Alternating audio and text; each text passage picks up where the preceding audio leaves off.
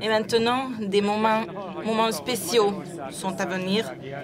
Bientôt, nous allons entendre le président de la République de Hongrie qui nous parlera de sa relation avec Dieu.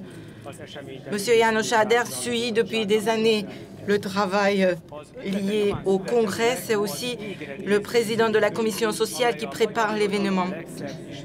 C'est à partir de son idée qu'un livre intitulé « Les yeux levés vers le ciel » qui contient les plus beaux poèmes de la littérature hongroise parlant de Dieu. Maintenant, accueillez le témoignage du président de la République, M. János Áder.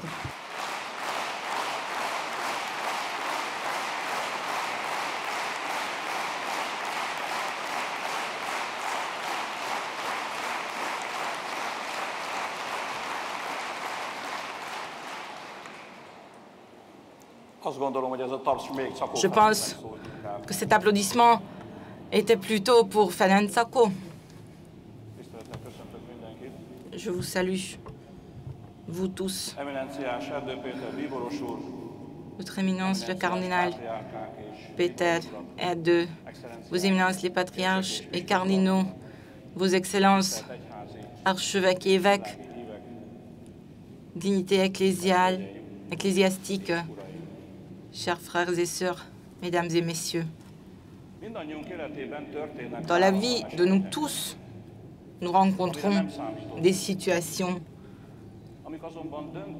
difficiles et imprévues, mais des situations qui influencent notre vie d'une manière définitive. Ces événements peuvent devenir des souvenirs ineffaçables. Ça peut être une rencontre, une histoire de vie, une intervention, une œuvre d'art qui suscite en nous un effet. Pourquoi ça nous arrive? Pourquoi la chaîne des événements s'est produite de cette manière? Pourquoi c'est avec nous que ça se passe? On se demande. Une réponse, c'est par hasard. C'est Dieu qui le voulait. C'est la deuxième réponse. Moi, je voudrais vous dire 3 histoires. La première, je le dirais en mode interrogatif, la deuxième affirmatif, et le troisième mode, ce sera plutôt qui incite la réflexion. La première histoire s'intitule « Visite au Vatican ». La deuxième, « À quoi sert un cours de technique d'oration ». Et la troisième, est-ce que Salvador Dali et Sándor Vörös, un peintre et un poète, un tableau et un poème, suivent le même chemin? Et maintenant, voyons les histoires.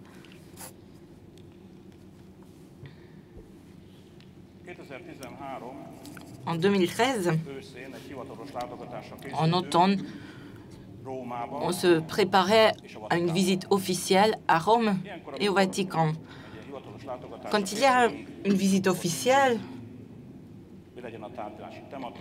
on établit la thématique des négociations, on fait attention au protocole, et il y a aussi la question de cadeaux à nos hôtes. On regarde ce que les invités précédents ont apporté de Hongrie, c'est ce qu'on a fait, et mes collègues commencent à chercher le cadeau. À ce moment-là, on a choisi une coupe en argent faite en 1920, et la deuxième, c'était les lettres de Saint-Paul en langue hongroise. Ça, il faut savoir que c'était Benedek Komjádi qui les a fait paraître en 1953, et il n'y en a que 2 exemplaires. L'édition Repro par hasard. Mais est-ce que c'est le hasard? Quelques semaines avant la visite du Vatican a été achevée. Mais pourquoi c'est hasard? Pourquoi c'est ce cadeau qu'on a choisi? Pourquoi l'eau? on a choisi qu'on amènera de l'eau d'un puits sain de Hongrie. Selon le Wikipédia, il y en a 27. Selon les scientifiques, il y a beaucoup plus de lieux saints, des sanctuaires, où on peut trouver une eau qui a une force guérissante. Et maintenant, les questions. Est-ce que c'est par le hasard qu'en tant que troisième cadeau, que nous avons choisi la source de Matra Vedebe, on aura pu choisir 26 autres? Est-ce que c'est par le hasard que sur notre chemin vers Rome, en lisant les quotidiens, j'ai trouvé un article qui disait que 2,5 milliards de forains sont consacrés à l'élargissement de ce sanctuaire marial? Est-ce que c'est par hasard qu'au moment où je présente ma famille au pape, il ouvre la petite bouteille qui contient cette eau et il fait le signe de croix sur nos fronts avec cette eau? Est-ce que c'est par hasard que le sujet principal de notre rencontre personnelle en tête-à-tête est la protection de notre environnement et de l'eau? Est-ce que c'est par hasard que c'est pour la première fois que le Saint-Père dit pour le public qu'il va publier une encyclique sur la protection de la création? Est-ce que c'est par le hasard que c'est moi qui suis le premier à dire tout ça à la presse? C'était une rencontre qui s'est déroulée en septembre 2013. Est-ce que c'est le hasard que 10 jours plus tard, notre Premier ministre a un accident de foot et il sera incapable de marcher? Est-ce que c'est par le hasard que notre Premier ministre avait déjà prévu la remise de la première pierre de l'élargissement de ce lieu marial? Et est-ce que c'est le hasard que c'est moi qui ai été invité à le remplacer? Et est-ce que c'est le hasard que mon calendrier n'était pas plein pour la journée de la mise de première pierre? Est-ce que c'est par le hasard que c'était quelques jours après la blessure du Premier ministre? Après, 2 ans après, à Pâques 2015, on voit l'apparition de l'encyclique Laudato Si, qui porte aussi le sous-titre de la prise en soin de notre terre commune. Au début, on peut lire la cantique de la création de Saint François d'Assise qui parle de notre frère le Soleil, notre sœur la Lune. Il y a aussi des jeunes dans cette assemblée. Sûrement, les plus âgés ont déjà vu le film de Franco Zeffirelli, Frère Soleil. Ce film, c'est un film de plus de 15 ans, mais je propose aussi aux jeunes et aussi à tous ceux qui sont avec nous par l'espace virtuel de regarder ce film de Franco Zeffirelli. Laudato Si. À la page 142, nous pouvons trouver la prière du pape François, une prière pour notre terre. Dieu Tout-Puissant, qui est présent dans tout l'univers et dans la plus petite de tes créatures, toi qui entoures de ta tendresse tout ce qui existe. Répands sur nous la force de ton amour pour que nous protégions la vie et la beauté. Inonde-nous de ta paix pour que nous vivions comme frères et sœurs sans causer de dommages à personne. Ô Dieu des pauvres, aide-nous à secourir les abandonnés et les oubliés de cette terre qui valent tant à tes yeux. Guéris nos vies pour que nous soyons des protecteurs du monde. et non des prédateurs, pour que nous semions la beauté et non la pollution ni la destruction. Touche les cœurs de ceux qui cherchent seulement des profits aux dépenses de la terre et des pauvres. Apprends-nous à découvrir la valeur de chaque chose, à contempler, émerveiller, à reconnaître que nous sommes profondément unis à toutes les créatures sur notre chemin vers ta lumière infinie. Merci parce que tu es avec nous tous les jours. Soutiens-nous, nous t'en prions, dans notre lutte pour la justice, l'amour et la paix. Je voudrais citer juste une seule phrase de cette prière et quand j'arriverai au troisième point de mon intervention, peut-être si ce n'est pas exagérant de vous demander de vous rappeler. Nous sommes dans une unité forte avec toutes les créatures sur notre chemin vers ta lumière infinie. Deuxième point, deuxième histoire. C'est une expérience générale que notre vie est accélérée. Notre parole, notre diction est accélérée. Nous faisons moins attention aux règles grammaticales, surtout à la formation des sons. Ce n'est pas par hasard que les acteurs ont des cours exprès pour des techniques de parole, une formation rhétorique. Bien sûr, les personnages publics, les politiques, par exemple, ont aussi besoin de ce cours. Moi, je ne suis pas une exception non plus. Si quelqu'un voudra voir une histoire touchante, que vaincre une faute de diction, comment c'est possible de le vaincre, alors je vous propose de regarder le film sur le roi George VI, qui est le père de la reine actuelle et dont l'histoire peut être vue dans le film Le discours du roi. J'ai travaillé avec Mme Agnes Vodas qui m'a donné des cours et pendant ces cours, on a eu souvent des textes tout à fait inconnus qu'on a dû lire.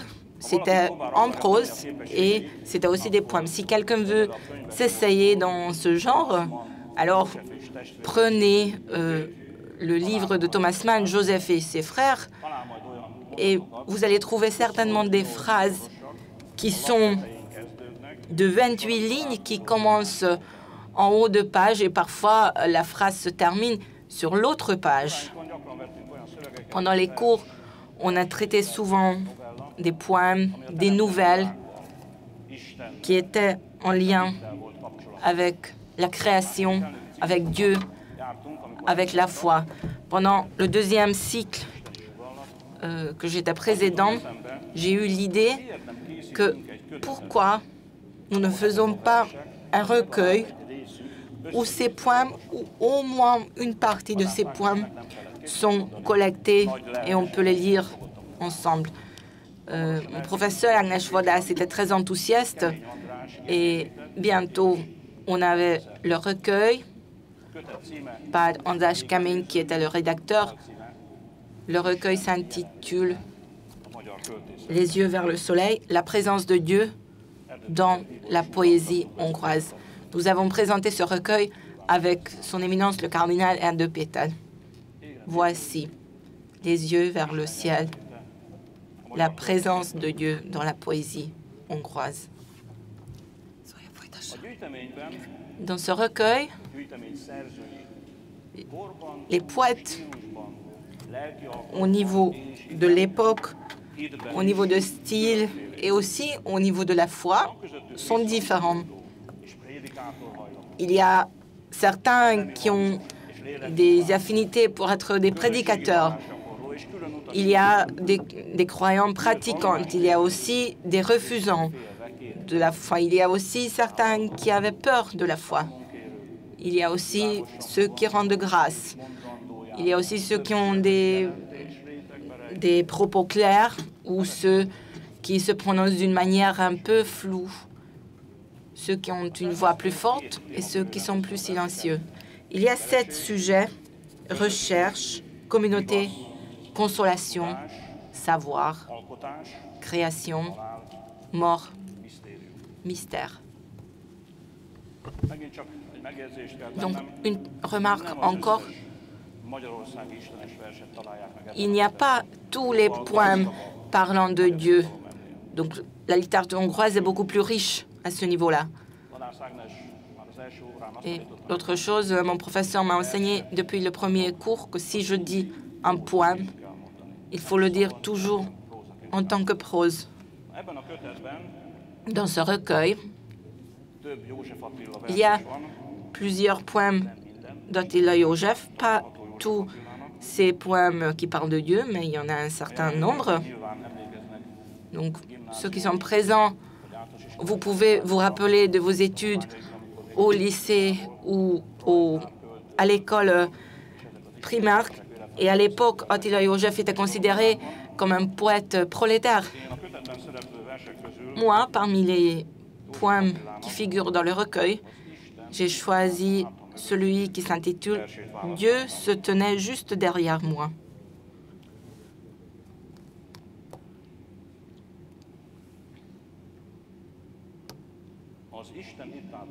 Dieu se tenait juste derrière moi. Et j'ai fait le tour du monde pour lui. J'ai rampé à 4 pattes. Mon Dieu, debout, m'a regardé de haut et ne m'a pas relevé. Cette liberté m'a fait comprendre que j'aurais encore de la force pour me remettre debout. Il a aidé d'une manière qu'il ne pouvait pas aider. Il pouvait être flamme, mais pas cendre. Autant de vérité, autant d'amour. Quant à moi, il m'a laissé seul ici. Mon corps est faible, la peur le protège. Mais souriant, j'attends ma moitié, car avec moi, la fidélité est présente dans un monde titubant dans l'espace vide. Quand ce recueil a été publié, à la fin de l'année, tous les ans, pendant la période de l'Avent, les évêques qui font leur ministère en Hongrie et le jour suivant, les évêques qui font leur ministère hors des frontières de Hongrie, nous, on donne une réception pour ces évêques. Et à la fin de cette année, il y avait aussi cette réunion de l'Avent. À ma droite, le cardinal Peter II. À ma gauche, István Szabó, évêque réformé. Moi, j'étais très enthousiaste de dire à Monseigneur Szabó de dire que ce recueil a été publié. Et un de mes poèmes préférés, c'est ce poème d'Attila József que je viens de vous lire. Et je lui ai aussi cité les 2 premières lignes. Dieu se tenait juste derrière moi et j'ai fait le tour du monde pour lui. Monseigneur Szabó m'a regardé et m'a dit « Et pourquoi tu ne t'es pas tourné ?»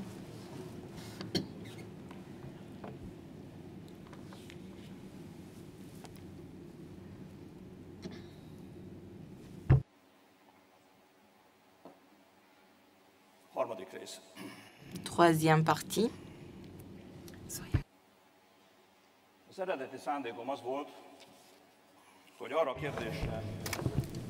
Pour la question, je voulais répondre à la question suivante. Un poète et un peintre, est-ce qu'ils donnent la même réponse par leurs œuvres à la même question? Et je me suis dit que peut-être que mon auditoire s'intéresse à la relation entre science et art. Donc, je voudrais raconter une histoire.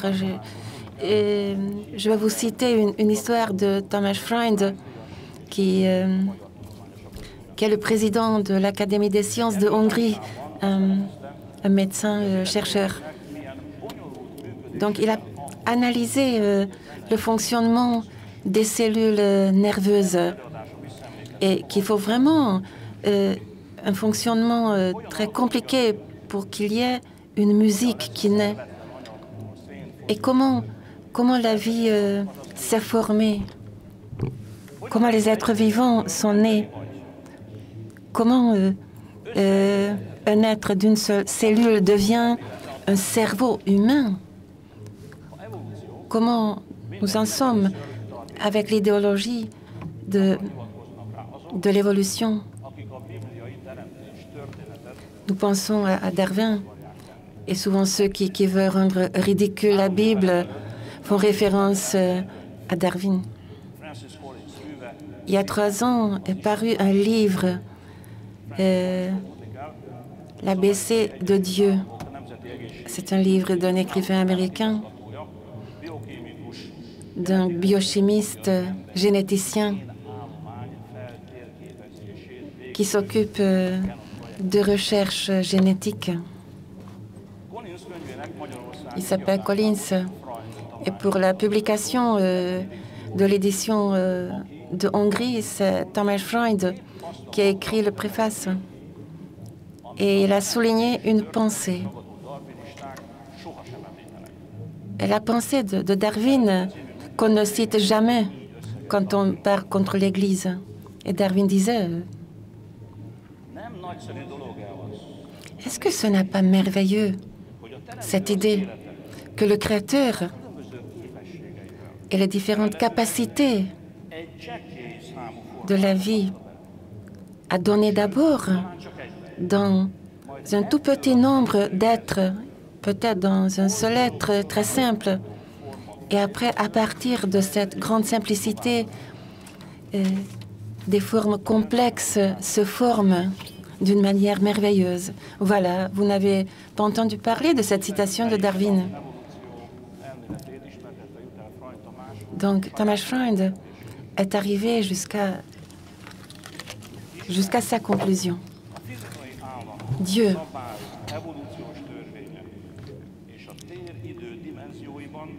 dans les dimensions de l'espace et du temps,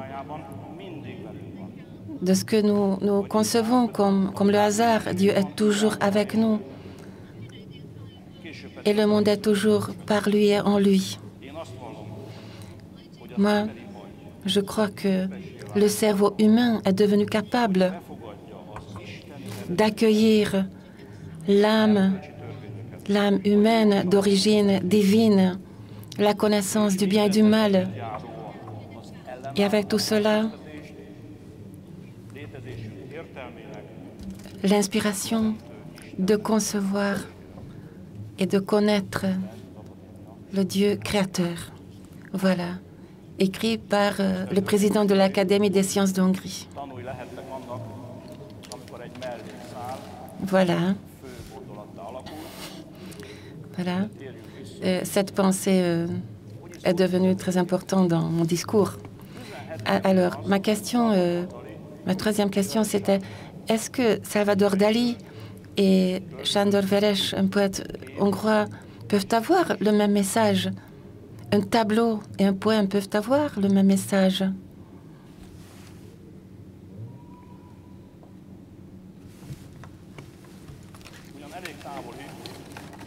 C'est assez lointain.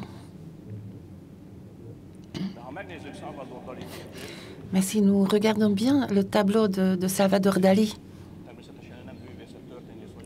je ne suis pas un historien de l'art, je dis juste mes impressions.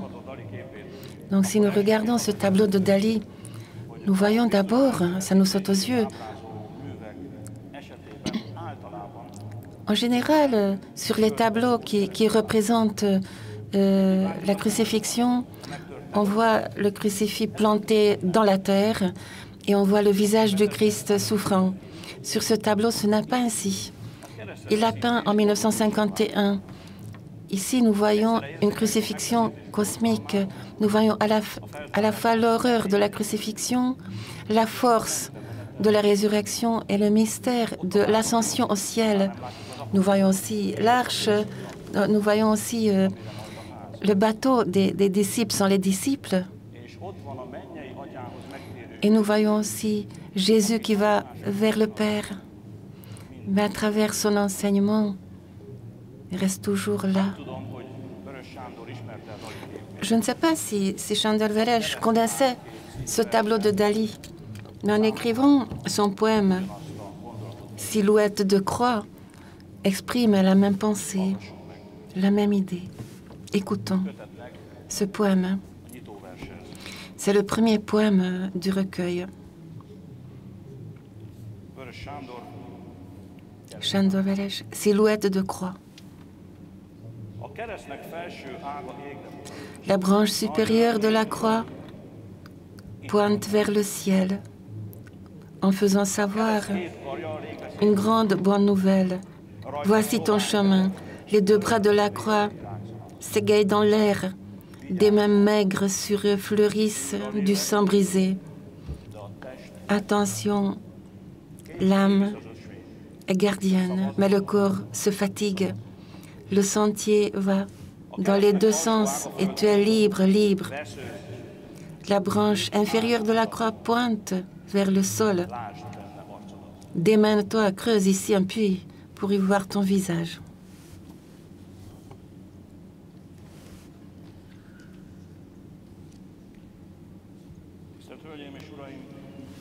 Mesdames et messieurs,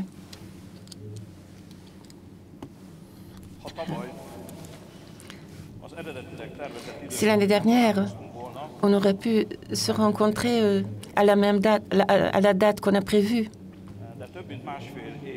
mais il y a 1 an et demi, notre vie est influencée par une pandémie. Nous sommes après la 3e vague et nous ne savons pas quand la 4e commencerait. Nous ne savons pas non plus à quel point ce serait dangereux.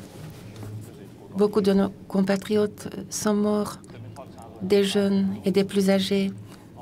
Nous connaissons 600 familles où des jeunes d'au-dessous de 18 ans ont perdu leurs parents, 1 ou 2 parents. 1000 enfants qui sont devenus orphelins. Un soir, nous avons parlé avec notre femme. Nous avons dit qu'il faudrait faire quelque chose. Peut-être fonder une association pour ces orphelins. On ne peut pas remplacer l'amour et la présence d'un parent qui a décédé, mais nous pouvons donner de l'aide. Et c'est évident qu'il ne s'agissait pas d'une aide ponctuelle pour une seule fois, mais à long terme. Et ma femme a accepté qu'en tant que membre du comité. Mais comment appeler cette fondation, cette association? On a eu 25 idées.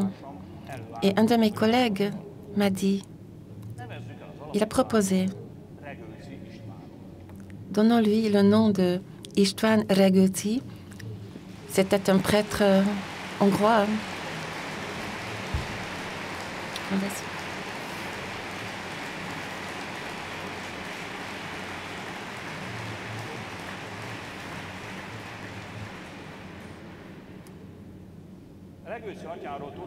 Le père Rágóczi, il faut savoir, sa famille s'est appauvrie à la fin de la guerre et lui, il a été mis en orphelinat. À 11 ans, il a été adopté par un prêtre flamand en Belgique. Puis il est revenu de Belgique et il voulait absolument devenir prêtre. Il a été ordonné prêtre en 1943, après la Deuxième Guerre mondiale. Il a construit des églises, des orphelinats et il a accepté de s'occuper de milliers d'orphelins de guerre. Puis, il a été condamné par les communistes en 1953. Il a été mis en prison. Puis en 1969, il a été de nouveau condamné pour 20 mois de prison et il y est resté 13 mois. Les orphelins, il a appelé ces orphelins des Anglais. il est mort finalement à 93 ans. Donc, c'est lui. La fondation porte son nom. Nous avons connu de plus en plus d'histoires très émouvantes. Je voudrais en raconter 3. Le mari, il y a un mari et sa femme enceinte attrape la maladie. La maman meurt, l'enfant est sauvé. Le mari reste avec 7 enfants, dont le nourrisson, et il les élève tout seul. Un jeune de 18 ans qui perd sa maman et qui reste tout seul. Il n'a pas de parents, il n'a pas de famille. Il est accepté à la faculté de médecine. Ils sont 4 frères et sœurs, ils sont tous mineurs. Ils ont déjà perdu leurs parents, ils ont été élevés par les grands-parents, mais les grands-parents meurent aussi pendant l'épidémie. C'est une tante qui les prend chez elle. Ils sont très à l'étroit. Si quelqu'un fait une œuvre caritative, la question se pose toujours, est-ce que je le fais bien? Est-ce que nous aidons bien? Ce que nous faisons, c'est pour ceux qui sont le plus dans le besoin. Est-ce que c'est assez?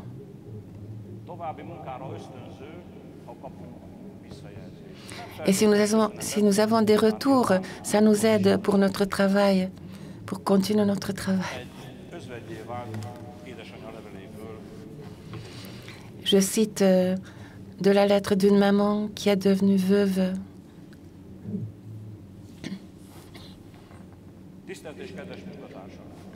Chers collègues,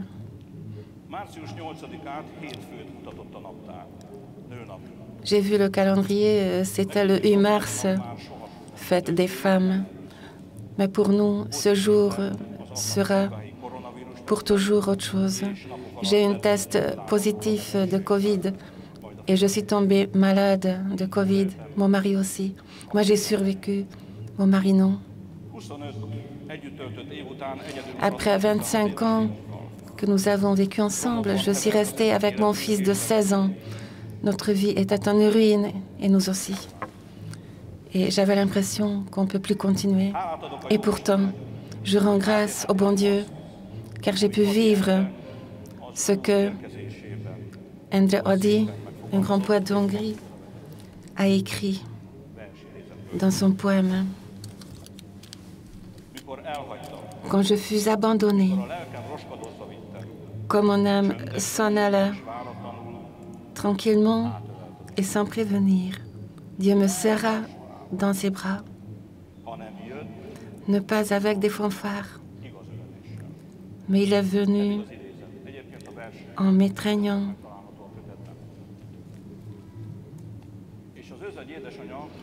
Et la maman veuve, comme si elle continuait les pensées du poète Ady, écrit. Il est venu et il m'a donné la grâce de pouvoir expérimenter que nous ne sommes pas seuls. Il m'a envoyé ses anges, certains qui m'ont pris dans ses bras sans rien dire. Il y en avait qui a prié avec moi, qui a chanté avec moi. Et quelqu'un qui m'a écouté attentivement, quelqu'un qui m'a pris la main et m'a guidé, quelqu'un qui m'a pris dans ses bras en faisant un acte qui m'aidait bien. Quelle est la conclusion? Quelle est la leçon de toutes ces histoires? Qu'est-ce que nous pouvons conclure? Beaucoup pensent que Dieu les aide en s'asseyant à côté d'eux sur le banc ou dans la rue et en disant « Qu'est-ce que je peux t'aider ?» Chercher Dieu, accueillir Dieu, veut dire aussi un acte que nous faisons activement. Nous recevons tous des signes, mais nous ne pouvons pas être passifs. Ça dépend de nous. Si c'est juste une histoire pour nous, ou bien si c'est juste un hasard, ou bien nous nous comprenons la main de Dieu. Mon témoignage, si tu vis selon les commandements de Dieu, si tu fais fructifier les talents que tu as reçus, si ce n'est pas physiquement, mais dans ton âme, dans ton esprit, tu cherches Dieu, alors tu le trouveras.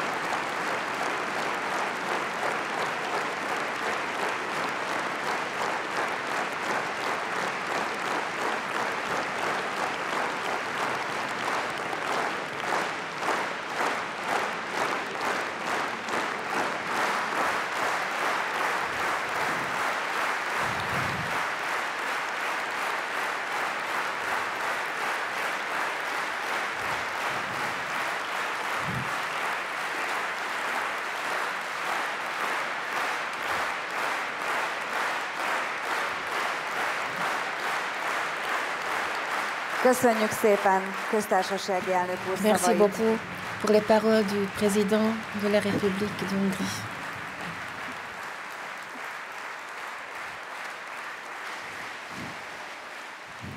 Már levették rólam a mikroportot.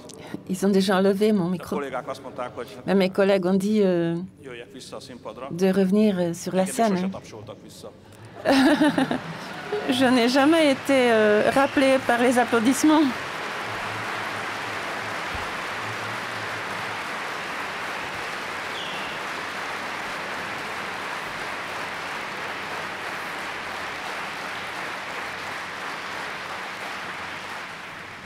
Köszönöm, hogy itt voltak.